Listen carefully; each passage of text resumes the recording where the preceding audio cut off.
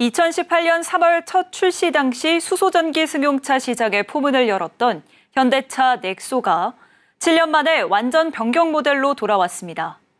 정체 국면에 접어들었던 수소전기 승용차가 신형 넥소로 다시 시장의 주목을 받을지 관심이 쏠리는데요.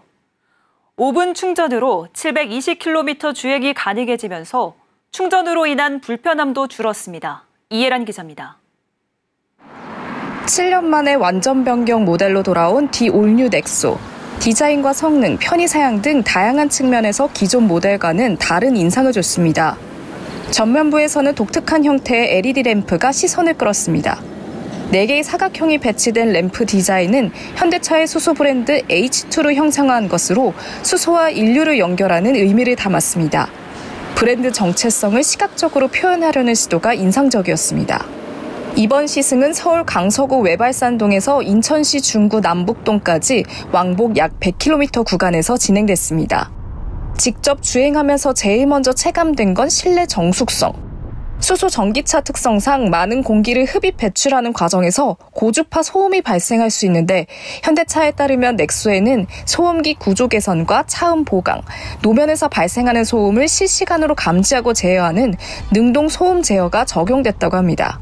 실제로 고속 주행 상황에서도 소음 유입은 상당히 억제돼 있었고 개인적인 체감으로는 일부 전기차보다도 조용하다는 인상을 받았습니다.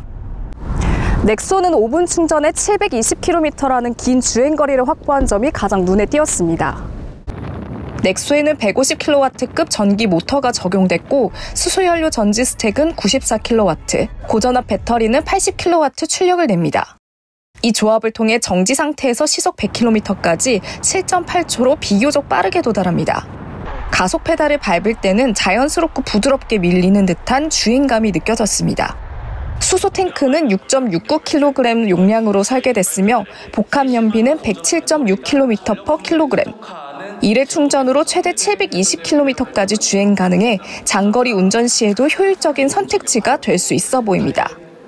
차 내부와 외부에 220V 가정용 콘센트를 직접 연결해 전력을 공급할 수 있는 V2L 기능도 탑재됐습니다. 캠핑이나 야외에서 조명이나 전자기기를 연결할 때 유용할 것으로 보입니다. 이 기능은 레저 활동을 자주 하는 소비자들에게 실제 활용도가 꽤 클 것이라는 인상을 받았습니다. 이전 모델과의 차이점 중 하나는 겨울철 잔존수 배출 방식의 변화입니다. 이전에는 겨울철이면 시동을 끌 때마다 자동 배출됐지만 이제는 조건부로만 배출되도록 개선됐습니다. 트림도 기존 1종에서 익스클루시브 스페셜, 프레스티지로 세분화됐습니다. 국고보조금 2,250만 원에 지자체별 보조금 최대 1,500만 원을 더하면 최저 약 3,894만 원부터 구매 가능합니다. 단 지자체별 지원 규모는 차이가 있습니다. 수소차의 불편 요소 중 하나로 꼽혀온 충전소 접근성 문제를 보완하기 위한 노력도 느껴졌습니다. 넥소에는 전국 214개 수소 충전소의 정보를 실시간 제공하고 운영 여부나 대기 현황을 반영해 경로를 안내해주는 루트 플래너 기능이 새로 탑재됐습니다. 실제 사용해본다면 편의성 측면에서 유의미한 변화가 있을 것으로 보입니다.